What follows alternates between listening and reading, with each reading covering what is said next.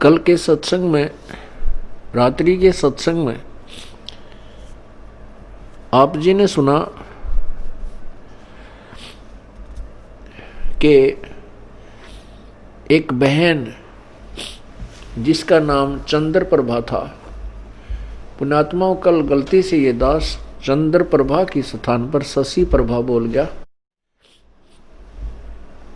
वो चित्त से उतर गई थी उनका नाम जो है बहन बेटी का, क्योंकि उस आत्मा के कई जन्म हो चुके हैं और कभी वो एक जन्म में शशि प्रभा भी रही है। जैसे कबीर परमात्मा ने कभी विष्णु जी की महिमा गाते हुए तो साथ में कृष्ण भी बोल दिया है, क्योंकि कृष्ण भी विष्णु ही था।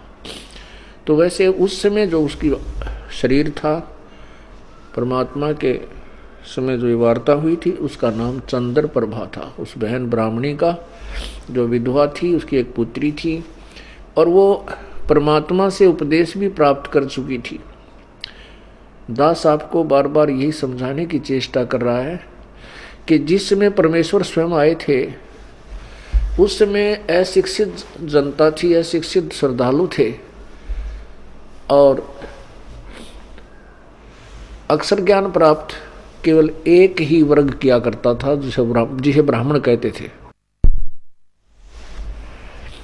यही कारण रहा था कि वो बहन कितनी श्रद्धालु थी, प्रभु को चाहने वाली थी, परंतु उसका जो उद्देश्य था वो बिल्कुल गलत था। उद्देश्य क्या था कि उसने गुरु जी तो बना रखा था कबीर परमेश्वर जी को,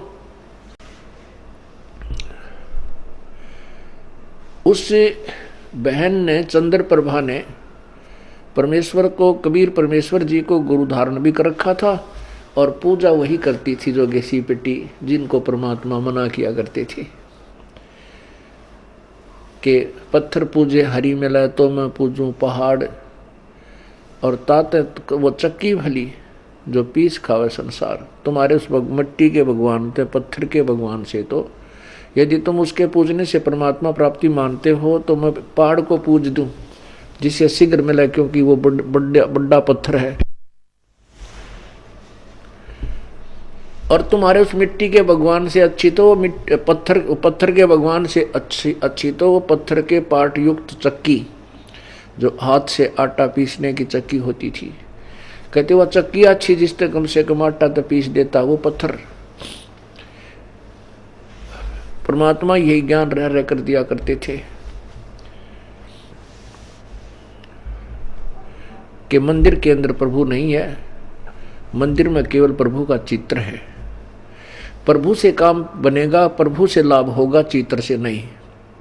जैसे सेब का चित्र पत्थर का बनाकर रख ले मूर्ति, और बहुत खूबसूरत और बिल्कुल जो कि तो मिलती जुलती होती है, और उस सेब की मूर्ति की ही पूजा करते रहें, उसी को उठाकर रखते रहें, बार बार उसकी जो है ना धूप दीप करते रहें, नहीं, वो सेब की पत्थर की मूर्ति खाने योग्य नहीं है। वह उस सेब ढूंढना पड़ेगा, वो सेब लेना पड़ेगा। सेब प्राप्त कैसे होगा? उसके लिए पहले मजदूरी करनी होगी, मजदूरी करके 2 पैसे जेब में डालने होंगे, रुपए। उन रुपयों के, उस धन के प्रतिफल में हम उस सेब को खा सकेंगे, उसका आनंद ले सकेंगे। ऐसे ही हम परमात्मा के प्राप्ति रूपी सत्य साधना रूपी मजदूरी करेंगे। इस भक्ति के धन से हम परमात्मा को प्राप्त करेंगे, उस मूर्ति की पूजा करने से नहीं। अब वो बहन चंद्र प्रभा कबीर जी को तो एक साधारण संत भक्त मानती थी, संत मानती थी, गुरु जी मानती थी, और जगन्नाथपुरी में रखी उन बिना बगैर पंजे के हाथों वाली मूर्ति को वो भगवान मानती थी। इसी भ्रम को निवारण करने के लिए प्रभु ने ये लीला की, एक तीर से 2 शिकार किए। उधर से वीर सिंह जी भी उनको परमात्मा नहीं मान पा रहे थे, उनको केवल एक संत और गुरु ही मानते थे। परमात्मा कहते हैं कि गुरु मानुष कर जानते ते नर कहिए अंध, होवे दुखी संसार में आ गए यम के फंद। कबीर गुरु गोविंद दोनों खड़े, गुरु गोविंद दोनों खड़े, किसके लागू पाए, बलिहारी गुरु अपना जिन गोविंद दियो मिलाए।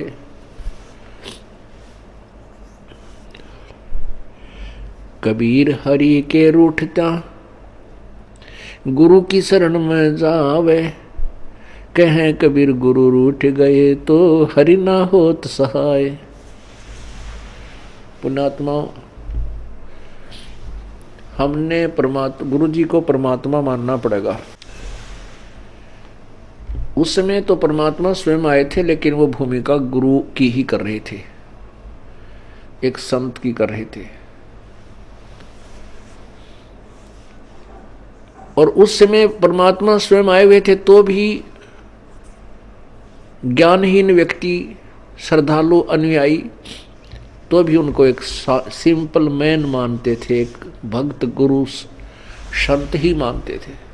क्योंकि ऐसे शिक्षित व्यक्ति जो होते हैं वो ज्ञान के तह तक नहीं पहुंच पाते।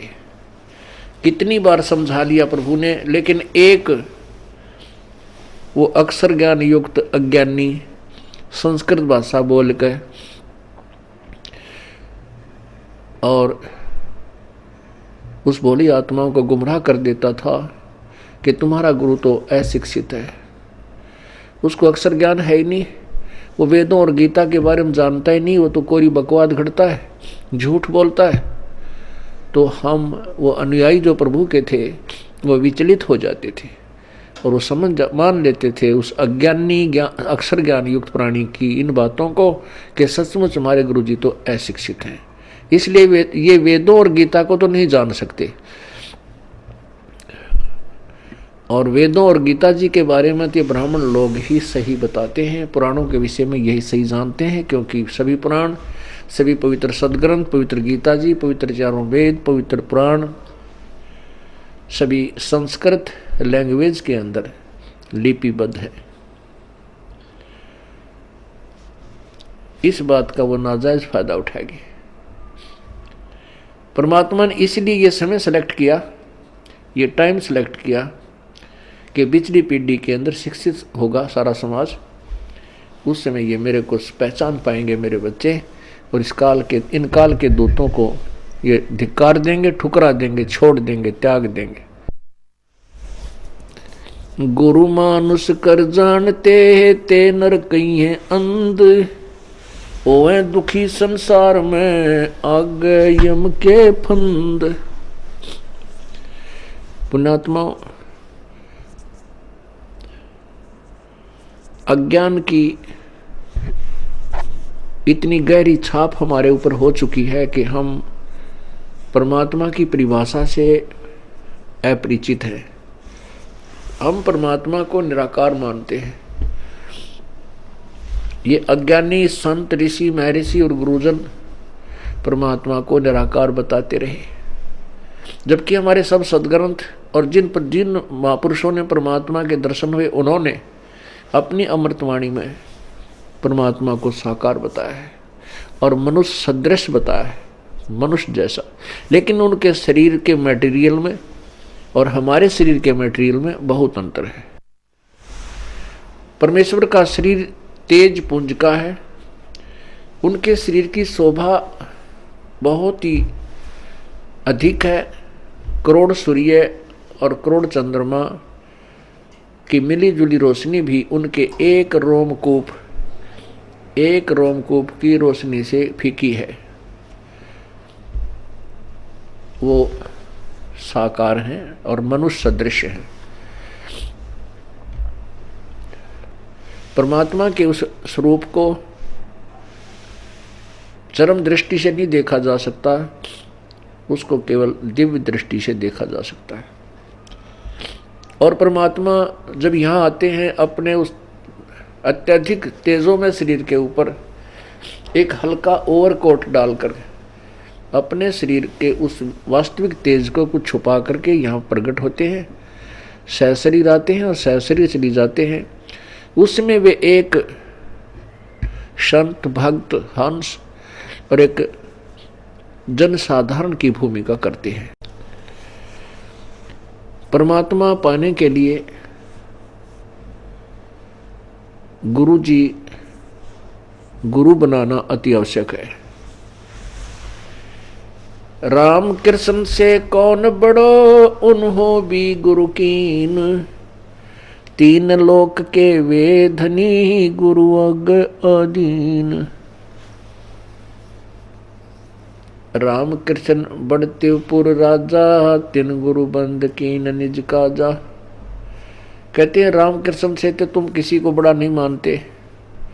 उन श्री रामचंद्र जी ने और श्री कृष्ण चंद्र जी ने भी गुरु बनाए और वो तीन लोक के मालिक भी गुरु जी के समक्ष नतमस्तक रहे, एक गुरु मर्यादा में रहे। श्री रामचंद्र जी ने वशिष्ठ जी को गुरु बनाया और श्री कृष्ण चंद्र जी ने दुर्वासा जी को आध्यात्मिक गुरु बनाया। श्री कृष्ण जी के संदीपनी जो थे वो अक्षर ज्ञान के गुरु थे, उन्होंने उनको अक्षर ज्ञान सिखाया था। गुरु मानुष कर जानते, अब ये तो सिद्ध हुआ कि गुरु का होना अति आवश्यक है। आध्यात्मिक अपने इस ज्ञान, आध्यात्मिक मार्ग को, आध्यात्मिक क्रियाओं को सफल करने के लिए, परमात्मा प्राप्ति के लिए गुरु जी का होना अति आवश्यक है। अब गुरु जी के प्रति हमारा कैसा व्यवहार बर्ताव हो। गुरु गोविंद कर जानियो, रहिए शब्द समाए, मिले तो दंडवत बंदगी, नहीं पल पल ध्यान लगावे। कहते हैं परमात्मा स्वयं संकेत कर रहे हैं कि गुरु गोविंद कर जानियो, गुरु जी को भगवान मानकर चलना और उनकी आज्ञा का पालन करना, उनके द्वारा दिए गए मंत्र का खूब डट के साधना करना, भजन करना श्रद्धा से। और जब भी आपको मिले दंडोत प्रणाम कीजिए। यदि आपसे दूर हैं तो पल पल उन्हीं का ध्यान कीजिए।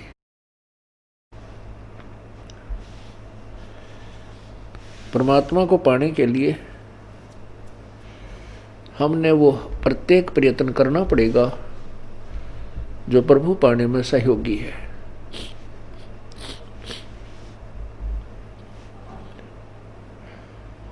जैसे ये दास है, उसमें तो परमात्मा स्वयं आए थे, अब ये दास बेच दिया अपना। ये दास भगवान नहीं है, लेकिन परमात्मा के नियम अनुसार आप जी ने इस दास को भगवान के तुल्य मानना होगा। आपने परमात्मा मानना होगा। फॉर एग्जाम्पल, जैसे एक मैथमेटिक्स का, गणित का एक प्रश्न होता है ऋण का, उसके अंदर मूलधन ज्ञात करना होता है।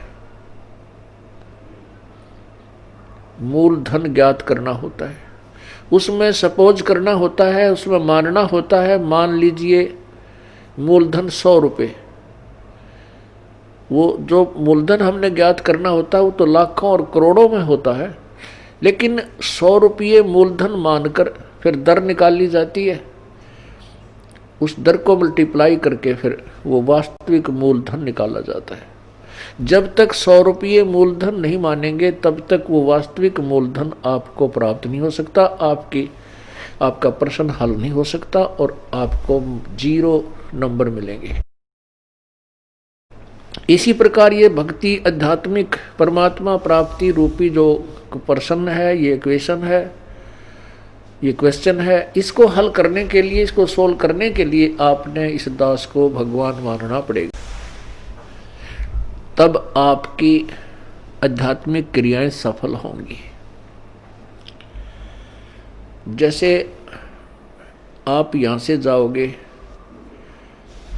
आपने परमात्मा देखा नहीं है, आपने इस दास को देखा है, वो परमेश्वर इस दास का रूप धारण करके आपके समक्ष वहां खड़ा होगा। अब जैसा जिसका व्यवहार इस दास के प्रति यहां है वो वैसा ही करेगा। जैसा आपका इस दास के प्रति आपके मन में दोष या श्रद्धा है वो ज्यों की त्यों वहां होगी। जब आपकी वहां एक बार फिर जो है पछोड़ लाओगा परमात्मा, आपके पास भक्ति धन भी है, आपके अंदर गुरु जी के प्रति वह श्रद्धा नहीं है जितनी भगवान के प्रति होनी चाहिए, तो भी आप वहां से रिजेक्टेड हो जाओगे तिरकुटी के ऊपर। पुण्यात्माओं, ये आपको रिहर्सल कराई जा रही है आपसे, और आपने इस रिहर्सल में इस दास को प्रभु मानकर व्यवहार करना है, परमात्मा जानकर हर तरह की क्रिया करनी है। बोलते समय, चालते समय, अंदर में कोई विशेष गुरु जी के विषय में विवेचन करते समय आपने ये जानना पड़ेगा कि जैसे हम भगवान के बारे में सोच रहे हैं, आपने ये विचार करना चाहिए कि हम गुरु जी के बारे में क्या सोच रहे हैं। नहीं, हम भगवान के बारे में सोच रहे हैं। यदि इस दास में कोई दोष देख रहे हो तो आप परमात्मा में दोष देख रहे हो, या तो फिर त्याग जाइए, यहां से चले जाइए। आपको ऐसे गुरु की आवश्यकता नहीं जिसमें आप दोष निकाल रहे हो। हम इसी प्रकार परमात्मा को प्राप्त कर सकते हैं। गुरु मानुष कर जानते ते नर कहिए अंधे, ओवे दुखी संसार में आग काल के फंद। गुरु जी के प्रति आपकी कैसी श्रद्धा हो।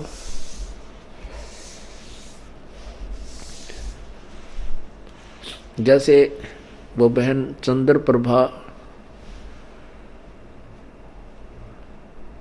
परमात्मा गुरु जी को भी गुरु भी धारण कर रखा था, और जगन्नाथ जो पुरी वाला भगवान है, जो मिट्टी का माधो, उसको भगवान मान रही, और वो वास्तविक परमात्मा उनके पास रहे, उनसे बात करे, उनको ज्ञान समझा, उसको सुख दे, वो भगवान नहीं। फिर भी श्रद्धा वही थी उस नालायक की।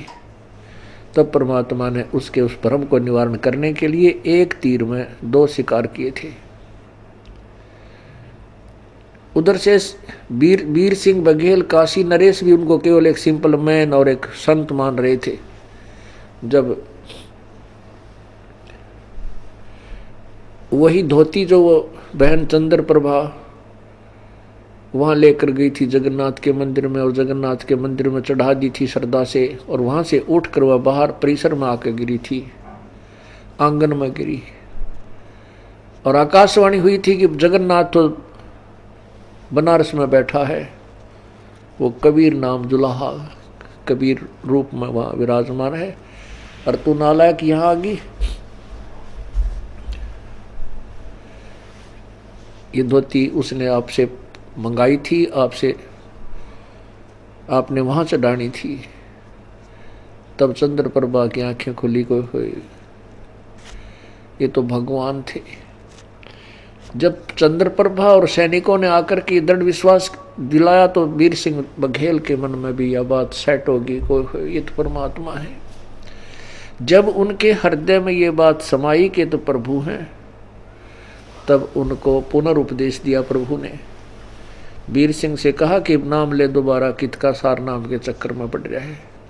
पहले अपने हृदय ने साफ कर और फिर डट कर भजन करो, ताकि तुम परमात्मा पाने योग्य हो सको।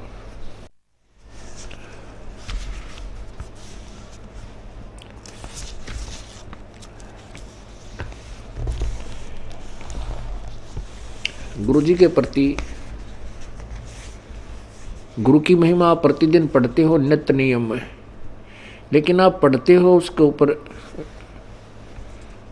विवेचन नहीं करते। आप प्रतिदिन क्या सुनते और पढ़ते हो।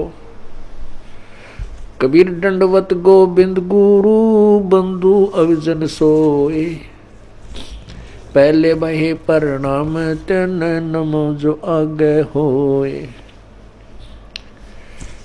कबीर दंडवत गोविंद गुरु, गोविंद गुरु माने गुरु भगवान को नमस्कार करूं। दंडवत गोविंद गुरु गुरु भगवान, गोविंद माने भगवान, गुरु मीन गुरु, गुरु भगवान को दंडवत प्रणाम करूं और बंदू अविजन सोए, पहले भय प्रणाम ते नमो जो आगे होए। ऐसे महापुरुष गुरुदेव के तुल आगे और पीछे जो भी आए हैं उन संतों को नमस्कार है। गुरु को कीजय दंडवतम, कोटि कोटि प्रणाम, कीट न जाने भृंग को यूं गुरु कर ले आप समान।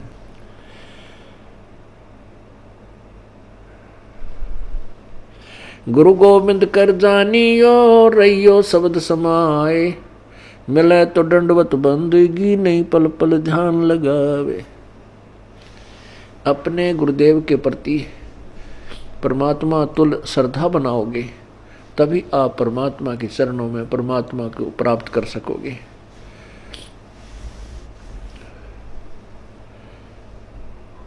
गुरुदेव में कैसे आपकी श्रद्धा बनी वह बताया है कि सामने आए तो दंडवत प्रणाम हो,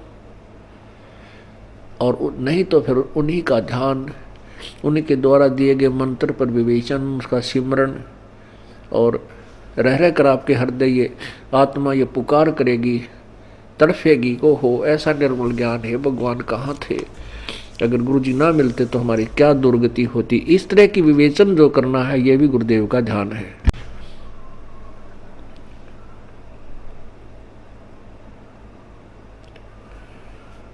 अब क्या विचार करना हमने, सतगुरु के उपदेश का लाया एक विचार, जय सतगुरु मिलते नहीं जाते नरक द्वार। सतगुरु का अर्थ होता है तत्वदर्शी संत, यथार्थ ज्ञान प्रकाशक। जो सच्चा ज्ञान देने वाला है वो सतगुरु होता है। सतगुरु के उपदेश का लाया एक विचार, जय सतगुरु मिलते नहीं जाते नरक द्वार।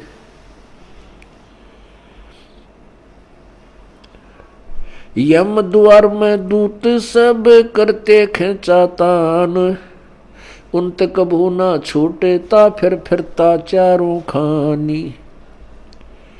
कबीर चार खानी में भरमता, कभो न लगता पार, सो फेरा सब मिट गया मेरे सतगुरु के उपकार। होय होय, इतनी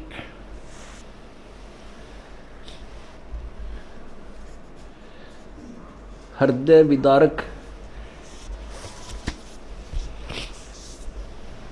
वाणी परमेश्वर ने बोली है कि सतगुरु माने पूरे संत से और प्रॉपर वे ऑफ वर्शिप, यथार्थ परमात्मा की भक्ति हमें प्राप्त हुई तो हमारा कितना दुख निवारण हुआ। यदि सतगुरु ना मिलते और नकली गुरुओं के साथ हम लगे रहते, लोक वेद के आधार पर भक्ति करते रहते, तो क्या होता कि हम नरक में डाले जाते। वहां पर यम के दूत हमें खूब सताते। कैसे सताते हैं यम के दूत? जैसे किसी को कोड लगा हुआ हो और उसको फिर ये किसी के जख्म हो गए हों, फुंसी हो जाए, उनमें मवाद हो, ये मक्खियां कितना परेशान किया करती हैं। ऐसे यम के दूत नरक के अंदर इन प्राणियों को परेशान करते हैं। इनके शरीर पर ऐसा उस पाप के कारण ऐसी व्यवस्था बन जाती है सूक्ष्म शरीर पर, और जिसमें यहाँ से लेकर के यम के दूत चलते हैं भक्तिहीन प्राणी को, और जो भक्ति कर रहा है लेकिन शास्त्र विरुद्ध कर रहा है उस प्राणी को, तो वहाँ नरक में डालने के लिए झुंड के झुंड को, पूरे समुदाय को लठ मार मार कर ले जाए। जैसे किसी पशु को फाटक में रोकते हैं और वो उसमें जाने से आनाकानी करता है, वापस भागता है, तो उस पशु को लठ मार मार कर और फाटक में बंद कर देते। ऐसे ही यम के दूत लंबे लंबे भाले लेकर हाथों में गदा लेकर के इनको कूटते हुए और उस नरक के अंदर ठोक देते हैं। ये वापस भागते हैं क्योंकि आगे इतना बुरा हाल, इतना गंदा स्थान, और जो पहले के प्राणी वहां डाल रखे हैं वो बुरी तरह चिल्ला रहे होते हैं। अब उनको देख करके ये वापस भागने की चेष्टा करते हैं और पीछे तो फिर वो यम के दूत कुटे। वहां उनकी जो रिहर्सल होती है वह खेचा ताण है। उस खेचा ताण की बिरान माटी, वो दुख, और फिर नरक के अंदर कष्ट। उसके बाद क्या होता कि 84 लाख योनियों में कभी कुत्ते बनते, कभी गधे बनते, सुअर बनते, गंदी नाली के कीड़े बनते। वो सब सारा का सारा कष्ट परमेश्वर के इस सत्य नाम से, पूरे संत के ज्ञान से और उनके द्वारा बताई गई भक्ति विधि से सब आप बाईपास निकल गए।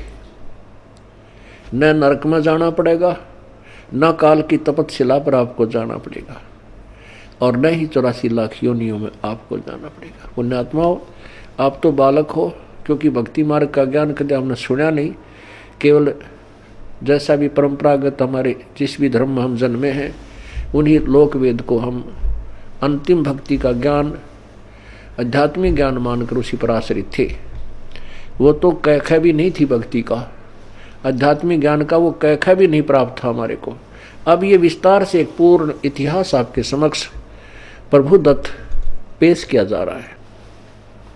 अब जिससे सतगुरु के उपदेश यानी ज्ञान और मंत्र भक्ति से इतना ढेर सारा कष्ट हमारा टल गया हो, तो उस गुरु जी के बारे में क्या बताते हैं।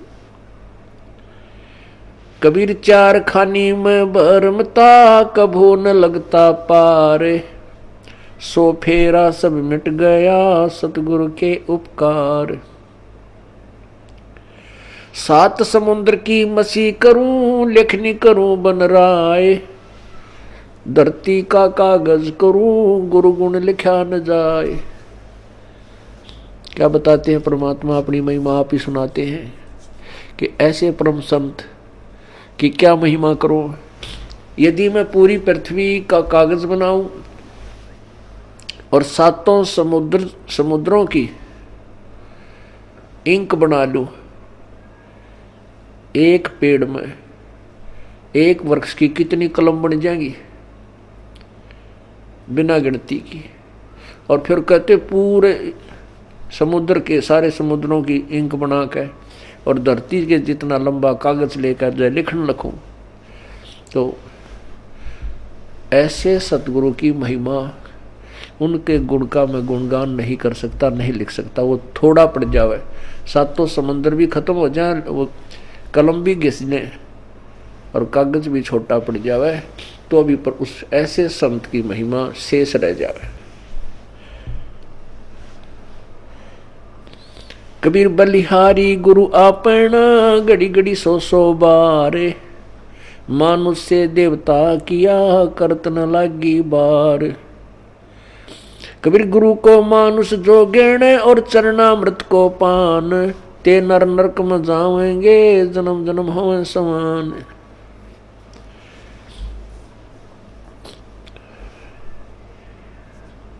कहते हैं अपने सतगुरु के ऊपर मैं बलिहारी हूं,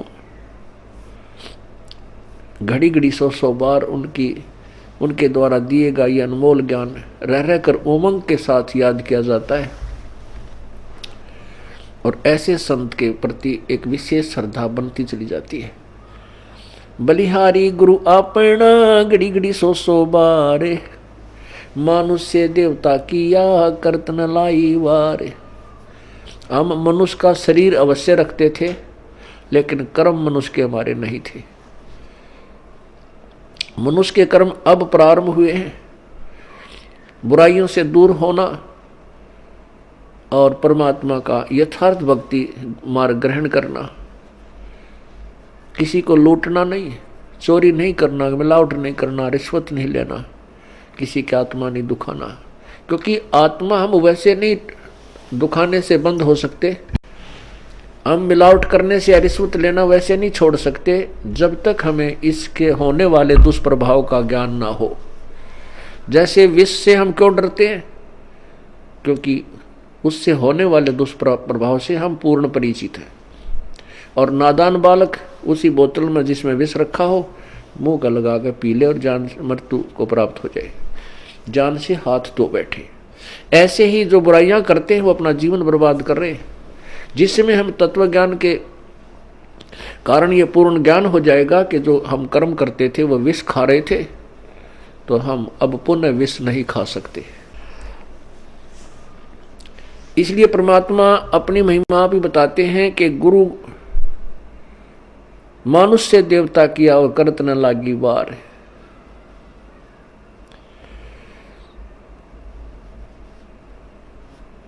कबीर गुरु को मानुष जो गिरण और चरणामृत को पान, ते नर नरक में जावेंगे जन्म जन्म हमें समान। गुरु मानुष कर जानते ते नर कहिए अंध, ओवे दुखी संसार में आगे यम के फंद। कबीरा ते नर अंध है गुरु को कहते और, हरि के रूठे ठोर है गुरु रूठे नहीं ठोर। कबीरा हरि के रूठते गुरु की शरण में जाए, कह कबीर गुरु रूठ गए तो हर ना होत सहाय। कबीर गुरु से ज्ञान जो लीजिए शीश दीजिए दान, भौतुक भोंदू बह गए ये राख जीव अभिमान। अब क्या बताते हैं परमात्मा? आप ही आकर के अपने पाने की विधि को और गुरु मर्यादा को वो स्वयं बता रहे हैं। ये परमेश्वर कबीर जी का आदेश है और उसी को हम पाने के लिए चले हैं। उनके आज्ञा का हम उल्लंघन करेंगे, उनके वचनों का उल्लंघन करेंगे तो हम प्रभु प्राप्ति नहीं कर सकते। फिर फायदा क्या इस परमात्मा के मार्ग पर लगने का? और ये इतना आसान मार्ग है कि गरीब से गरीब और साहूकार से साहूकार, रंक से रंक और राजा से राजा, कितना ही महाराजा भी क्यों ना हो वो भी प्रभु प्राप्ति कर सकता है। लेकिन उसने अपनी क्रियाओं में परिवर्तन करना होगा और प्रत्येक कदम परमेश्वर के निर्देश अनुसार ही रखना होगा, तब हम परमात्मा पा सकेंगे। अब क्या बताया है कि गुरु गोविंद दोनों खड़े हैं किसके लागू पाए। बलिहारी गुरु आपना जिन गोविंद दियो मिलाए।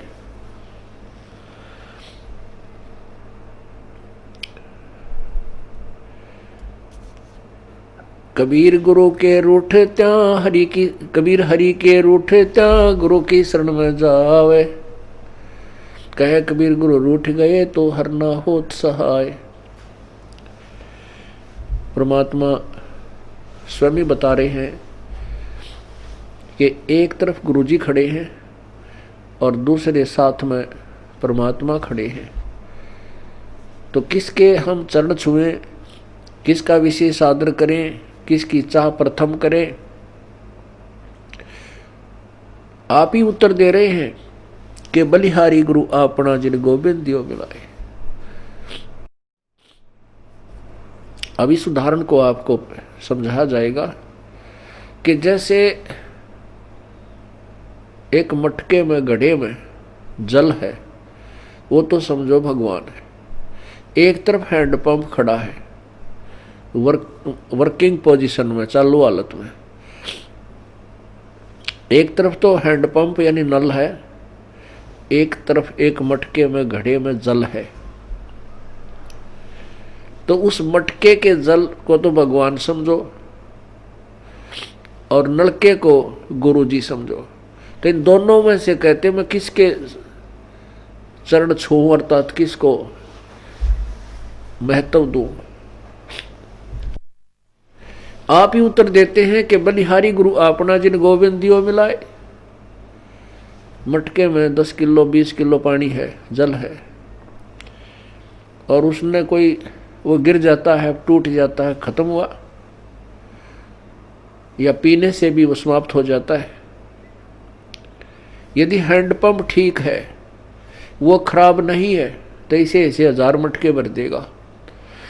कहने का भाव ये है कि यदि आपका राम कब रूठ गया, कबीर हरि जय रूठ जा, कबीर गुरु जय रूठ गया तो हर नहीं होत सहाय। और यदि कबीर हरि जय रूठ जा, गुरु की शरण में जावे, जिसमें आप जी के ऊपर, किसी व्यक्ति के ऊपर आपत्तियों का दौर शुरू हो जाता है, वो स्वयं कहने लग जाता है, भी मेरा राम रूठ गया, मेरा परमात्मा रूठ गया, मेरे थे हमारा भाग फूट गया, हमारा राम रूठ गया, तो उसके पुण्य समाप्त हो गए, पाप कर्मों से वो प्रभावित हो रहा है। जैसे आप कहीं खेत में या मजदूरी कहीं कर रहे हो, आपने एक मटका पानी का लेकर गए, वो काम करते करते पीते रहे, वो समाप्त हो गया, आपका जल खत्म हो गया, आपका राम रूठ गया। यदि जल और नहीं लाओगे तो प्यासे मर जाओगे। तो कहाँ जाते हैं? हैंडपंप या कुएं में। उस कुएं से या हैंडपंप से वो जल, वो मटका फिर भर लाते हैं, तो वो फिर से काम शुरू हो गया। पुण्यात्मा जो दुखी प्राणी हैं, उनका राम रूठ गया, उनका राम रूठा हुआ है, उनका भगवान रूठा हुआ है, क्योंकि उनके पुण्य समाप्त हो गए। वो जल थोड़ा बहुत था, वो पी प्या लिया तुमने, खत्म कर दिया। अब कहाँ जाएंगे उस जल को लेने के लिए? हैंडपंप पर। हैंडपंप से आप फिर मटका भर लाइए, मटका भर लाए, फिर जो अभाव, जल के अभाव से जो कष्ट था वो समाप्त हो गया, आपके प्राण बचे। ऐसे ही गुरुजी हैंडपंप है और जल भगवान है। अब यदि आपने हैंडपंप पे तोड़ दिया, उसको मिस हैंडल करके, उसके साथ बदव्यवहार करके, उसका ऐसे ऐसे झटके पटके नू नू कर कर वो तोड़ दिया, उसकी कोई वासर खराब होगी या किसी प्रकार भी, तो जल आना बंद हो गया। तो फिर वो जल जितना आपके पास आपके पुण्य है वो चलेंगे, तब तक चलेंगे, उसके बाद फिर आपको फिर दुख शुरू हो जाएगा, अर्थात वो जल फिर प्राप्त करना होगा आपका। यदि आपने कहते हैं आपका गुरु रूठ गया, आपका हैंडपंप खराब हो गया, तो जल नहीं, हर नहीं करे सहाय, हर नहीं होत सहाय। वो जल तो रहा नहीं, क्योंकि हैंडपंप उसका स्रोत था। कबीर हरि के रूठते गुरु की शरण में जाए, कहें कबीर गुरु रूठेगे तो हर ना होत सहाय। परमात्मा आगे क्या बता रहे हैं? गुरु से ज्ञान जो लीजिए, शीश दीजिए दान। गुरु जी से आप उपदेश, नाम मंत्र ले रहे हो, तो अपना शीश समर्पण कर दीजिए। शीश सौंप देने का तात्पर्य है कि गुरु जी के प्रत्येक आज्ञा का पालन कीजिए। भौतक भोंदू बह गए भाई, राख जीव अभिमान। होय होय, भौतक भोंदू बह गए अपने मन में अभिमान बना के गुरु जी के समक्ष, तो वो जीव पार नहीं हो सकते।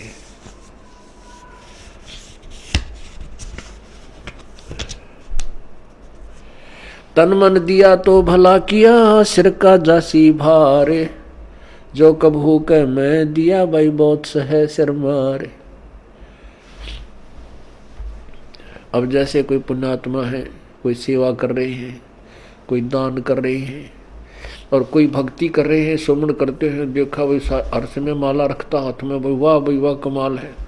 पुण्यात्मा, ये वाह शब्द है ना, ये केवल परमात्मा के लिए ही हो सकता है, जीव के लिए नहीं होना चाहिए। जैसे वाहेगुरु, वाहेगुरु का शब्द नानक साहब जी ने परमात्मा के लिए बोला था। वाह का पात्र केवल एक ही है। यदि हम दूसरे की वाह करते हैं और उसको में वाह समा रही है, उसको वाह से वो फूलने लग गया है, उसका विनाश होना प्रारंभ हो चुका है उस श्रद्धालु का। यदि कोई दान करता है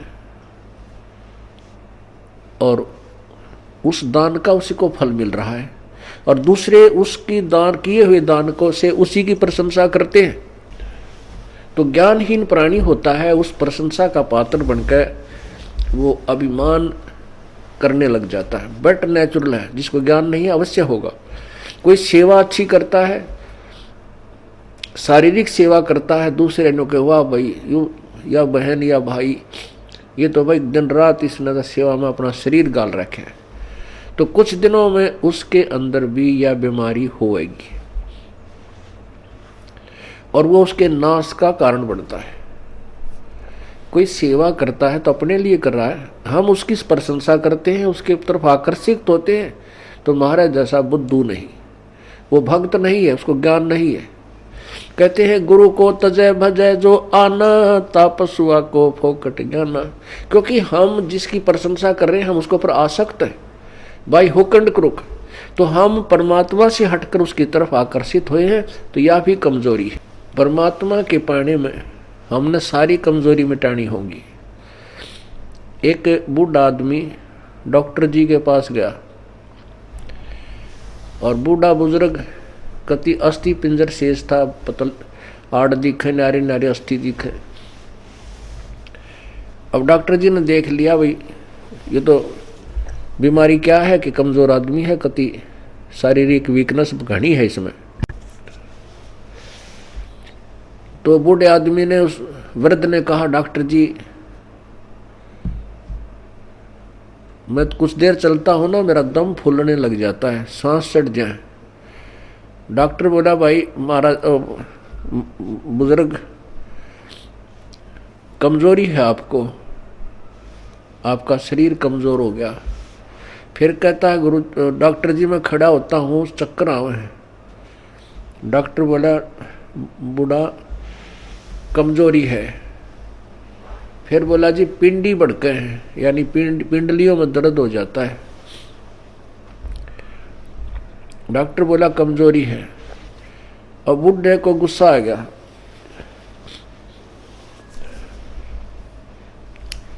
और बूढ़ा बोला तू डॉक्टर है गम चक्कर, एक के बाद जाना है कमजोरी है कमजोरी है, कि मैं और भी जाना है और भी बताओगा। खूब क्रोधित हो गया। वो डॉक्टर बोला बूढ़े या भी कमजोरी है, क्योंकि कमजोर आदमी ने गुस्सा गणाया करे। तो पुण्यात्माओं ये हमारे अंदर जो कमजोरियां हैं ये हमने सारी हटानी पड़ेंगी, तब हम परमात्मा पा सकते हैं। ना तो ठीक है जिस आप कर रहे हो ऐसा फल मिल जाएगा, और आने वाले जन्मों में आप राजा बन सकते हो, देव बन सकते हो, महादेव बन सकते हो, ब्रह्मा विष्णु महेश बन सकते हो, क्योंकि आपके अंदर इतनी कमाई बन जाएगी। और उसके बाद फिर आप गधे बन सकते हो और कुत्ते बन सकते हो। तो हमने या जन्म मरण का दीर्घ रोगी कटवाना पड़ेगा। अब समय आ गया है, उसकी औषधि का जो है खोज होगी है। जैसे पहले टीबी की कोई इलाज नहीं था, इसलिए इसको अक्षय रोग कहते थे। अक्षय माने नाश करने वाला, खत्म कर दे। अब टीबी कोई विशेष रोग नहीं रहा अगर समय पर उपचार करा लिया जाए तो इसी प्रकार अब इस जन्म मृत्यु रूपी अक्षय रोग की अब औषधि प्राप्त होगी हमें। थी तो पहले ही, लेकिन इसकी खोज करने वाला नहीं था। अब परमात्मा ने मेरे बख्शिश दास के ऊपर अपनी वो अनमोल जड़ी सरजीवन बूटी दे दी, इस सार नाम रूपी, और वो उससे ये जन्म मरण रूपी दीर्घ रोग आपका कटेगा। तो उस औषधि उपचार में आपने जो परहेज रखने हैं वो आपके नियम हैं, इनका भी पालन आपको आजीवन करना होगा, तभी आप इस रोग से मुक्त हो पाओगे। अब जैसे हम एक दूसरे पर आसक्त होते हैं, जो बड़ा अच्छा पाठ पढ़ता है, इसकी बड़ी अच्छी प्यारी बोली है, अरे पाठ भगवान की वाणी है, परमात्मा ने वाणी लिखी है, और वही वाणी आपको पढ़ के सुना दे, और या कोई गा के सुना दे, मीठी आवाज में सुना दे, बाकी आवाज में सुना दे, उस पर अमल हो। अब जैसे कोई शराब पिए पड़ा था और दूसरा व्यक्ति जाके कहने लगा कि भाई तुम्हारा चोरी होगी। वो शराबी कहता है चोरी होगी? अच्छा चोरी होगी, फिर बता क्या हो गया? चोरी हो गया। अब वो कोई कहे, उस शराबी नो कहे तेरी आवाज़ अच्छी नहीं, कोई गाने वाला आवे उसको बुलाओ, और वो नौका क्योंकि वो शराबी होगा, फिर दूसरा शराबी कहता है आपका चोरी हो गई। वो चोर भी नौका, और जिसका चोरी हो रही वो नौका चोरी हो गई। अरे नालायक को। फिर वो नौका कहता हाँ ये बहुत बढ़िया बोल रहा है, इसकी आवाज़ बहुत प्यारी है, चोरी हो गई। और उसने नौका जाकर सिंपल वे में, भाई तुम्हारा घर में चोरी होगी और बहुत नुकसान हो गया है। यदि वो होश में है, शराब नहीं पी रखी, तुरंत कलेजा पकड़ेगा, अक भाई कितना नुकसान हो गया, तुरंत घर को चल पड़ेगा। यदि उसने भांग पी रखी है तो फिर नो कहेगा भाई इसकी आवाज़ बहुत अच्छी लगी, जो गा के सुना रहा चोरी हो गई। आप भी क्यों भांग के नशे में, अरे साहब वो मूर्ख जो उसने गा के सुना रहा चोरी हो गई। तो पुण्यात्मा आपको बार बार कहा रहा परमात्मा की वाणी है। क्या बताते हैं भगवान बार बार, इसने गा के कह दे चाहे वैसे कह दे, जो जिनकी भांग का नशा उतर गया वो तुरंत सचेत हो जाएंगे और उस मार्ग पर चल पड़ेंगे। क्या मन तू बस रे चल रे सुख के सागर, जहाँ शब्द सिंधु रत्नागर। अब चैत इसने नू गा के सुना दे, अर्थे सिंपल वे में कह दे, मन तू चल रे सुख के सागर, जहाँ शब्द सिंधु रत्नागर। कोट जन्म तेरे भरमत हो गए, कुछ ना हाथ लग्या रे, कुकर सुकर खरबा बोरे कौआ हंस पुकारे। कोटि जन्म तू राजा की ना मिटी न मन की आशा, और भिक्षुकों का धर धर घूमया, ये मिला ना निर्गुण रासा। इंद्र कुबेर ईश की पदवी ब्रह्मा वर्ण धर्मराया, विष्णुनाथ के लोक को जाके फिर भी उल्टा आया। असंग जन्म तन मरत्या हो गए, जीवित क्यों नाम रह रे, द्वादश मद मैल मठ बोरे बोर ना दे धरे रे। दोजक भस्त सभी ते देखे, राजपाट के रसिया, और तीन लोक से तरपत नाई, ये मन भोगी खसिया। सतगुरु मिले तो इच्छा मेटे, पदमल पदे समाना, चल हंसा उस लोक पठाऊं जो आद अमर स्थाना। चार मुक्ति जहाँ चंपी करती माया होरी दासी, दास गरीब अभय पद पर से मिले राम अविनाशी। अब इस वाणी ने चाहे तो कोई गा के सुना दो, और चाहे भाई इसने वैसे सिंपल वे में कह दे, जब तक हम इस अनमोल वचन को जो प्रभु दत्त है, परमात्मा का दिया हुआ है, इसको हृदय में धार कर इसके अनुसार नहीं करेंगे, तो ना तो इसके गान तो फायदा, ना इसके वैसे कहने सुनने तो फायदा। इससे लाभ होगा जब हम इसके परमात्मा की वाणी पर अमल करेंगे और तुरंत उसका अनुसरण करके अपना मोक्ष प्राप्त करने का तरीका ढूंढेंगे। तो जैसे हम किसी और पर किसी भी पॉइंट से आसक्त होते हैं तो हम कमजोरी में हैं और हम पार नहीं हो सकते हैं। क्या बताते हैं, गुरु से अधिक ना कोई ठहराई, मोक्ष पंथ नहीं गुरु बिन पाई। राम कृष्ण बढ़ती उपुर राजा, तिन गुरु बंद कीन निज काजा। गेहि भक्ति सतगुरु की करही, आदि नाम निज हृदय धरही। गुरु चरणन में ध्यान लगावे, अंत कपट गुरु से ना लावे। गुरु सेवा में फल सर्वस आवे, गुरु विमुख नर पार न पावे। गुरु सेवा में फल सर्वस आवे, गुरु विमुख नर पार न पावे। गुरु वचन निश्चय कर माने, पूरे गुरु की सेवा ठाने। गुरु जी का आदेश अवश्य माने और गुरु भी पूरा हो, पूरे गुरु की पूजा करे, पूरे गुरु के आधार से साधना करे। गुरु की शरणा लीजय भाई, तात जीव नरक नहीं जाई। गुरु कृपा कटे यम फांसी, विलम न हो मिले अविनाशी। गुरु बिन काहू न पाया ज्ञान, जो थोथा बोछड़े मूड किसाना। तीर्थ व्रत और सब पूजा, गुरु बिन दाता और न दूजा। नौ नाथ 84 सिद्धा, गुरु के चरण सेवै गोविंदा। गुरु बिन प्रेत जन्म सब पावे, वर्ष सहस्र गर्भ सुरहावे। गुरु बिन दान पुण्य जो करही, मिथ्या होवे कबू ना फल ही। गुरु बिन भरम न छूटे भाई, ही कोट उपाय करो चतुराई। गुरु के मिले कटे दुख पापा, जन्म जन्म के मिटे संतापा। गुरु के चरण सदा चित दीजय, जीवन जन्म सफल कर लीजय। गुरु भगता मम आत्म होई, वाके हृदय रहूं समोई। अब भगवान क्या बताते हैं दूसरा तरीका, कि जो गुरु का भक्त है, मेरे उस संत का भक्त है, अनुयायी है, श्रद्धालु है, सच्चे दिल से साधना कर रहा है, प्रत्येक आज्ञा का पालन करता है, तो कहते हैं उस मेरे वाले मेरे भेजे गए हंस संत के का जो भक्त है वो मेरी आत्मा है, वो मेरा सच्चा यानी प्यारी आत्मा है, और उसके हृदय में मैं समाया रहता हूँ। आप जी के हृदय में जब तक परमात्मा है, कब तक है? जब तक आप इस दास को भगवान की दृष्टि में देखते हो, तब तक आपके हृदय में प्रभु है। और जब आपके मन में कोई दोष उत्पन्न होने लग जाता है तो काल प्रवेश कर जाता है, प्रभु हट जाता है। क्या कहते हैं भगवान? गुरु भक्ता मम आत्म होई, वाके हृदय रहूं समोई। गुरु का भक्त मेरी आत्मा हो है, और उसके हृदय में मैं समाया रहता हूँ, अर्थात मेरी ही उपस्थिति बनी रहती है।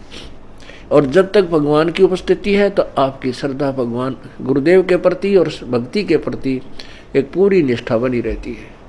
जो ही आपके हृदय में कोई दोष आता है प्रभु गुरु जी के प्रति, चाहे किसी प्रकार से, चाहे प्रत्यक्ष या अप्रत्यक्ष, परमात्मा आपसे दूर हो जाता है। ऑटोमेटिक सिस्टम है। तो उसमें आपके विचारों में परिवर्तन, ये दास पहले आपको आज जो पुण्यात्मा, जब तक आपके हृदय में परमात्मा समाये हैं तब तक ये दास आपको क्या दिखता है ये तो आपको मालूम है, दास नहीं कहना चाहता। और जब आपके हृदय में काल समा जाएगा ये दास आपको दुष्ट दिखाई देगा। दास वही है, पहले भी वही था और बाद में भी वही है, और आगे भी ऐसा ही रहेगा। आपने अपना ही शीशा, जैसे हम दर्पण में मुंह देखते हैं, फेस देखते हैं शीशे में, अगर वो शीशा खराब है तीसरा बूंदा मुंह दिखाओगा, बांगा बांगा। कई बार ना कोई कार खड़ी हो और उसके पास से निकला तो अपना शरीर उस कार के शीशे में नो दिखा, इतना बड़ा पेट सार ठगना है नो, ईसा बूंदा देखने भी जी ना करे। तो ऐसे ही जैसे कोई शीशा खराब है उसमें मुंह देखे सा बूंदा दिखे, कोई मोटा मोटा कति मर रहा टेढ़ा मेढ़ा, और बढ़िया दर्पण है तो जो का तू दिखाता है।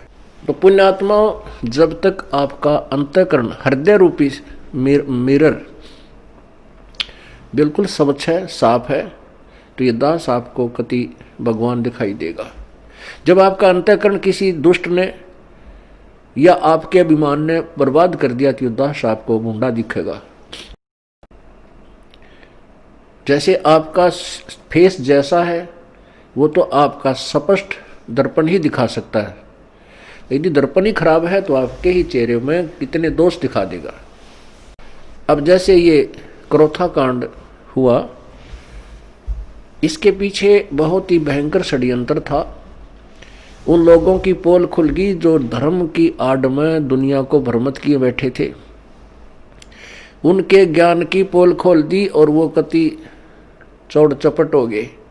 अब उनको भय हो गया कि तुम्हारे अनुयायी तुमसे भागेंगे और तुम्हारे पास कोई जवाब नहीं, दुनिया तुम्हें थूकेगी।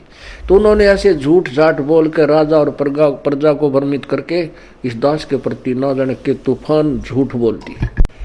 तो उन अज्ञानियों के द्वारा फेंके गए गंध से जिनका अंतःकरण रूपी दर्पण खराब हो गया, उनको ये दास बुरा लगने लगा, अनुयायियों को। और जिनके उनके द्वारा फेंके गए गंध का जिसके अंतःकरण रूपी दर्पण पर कोई असर नहीं हुआ, ये दास उनको जो का तो वही दिखाई दे रहा था। तो यहां परमात्मा हमें यही बताना चाहते हैं, गुरु भक्ता मम आत्म होई, वाके हृदय रहूं समोई। कि गुरु का जो भक्त है वो मेरी आत्मा है और उसके हृदय में मैं रहूंगा। और यदि किसी भी कारण से आपके हृदय में दोष आ जाता है तो प्रभु वहाँ से हट जाते हैं, और काल भगवान तो तैयार है, वो तो फिर तुरंत आकर के कुर्सी संभाल लेता।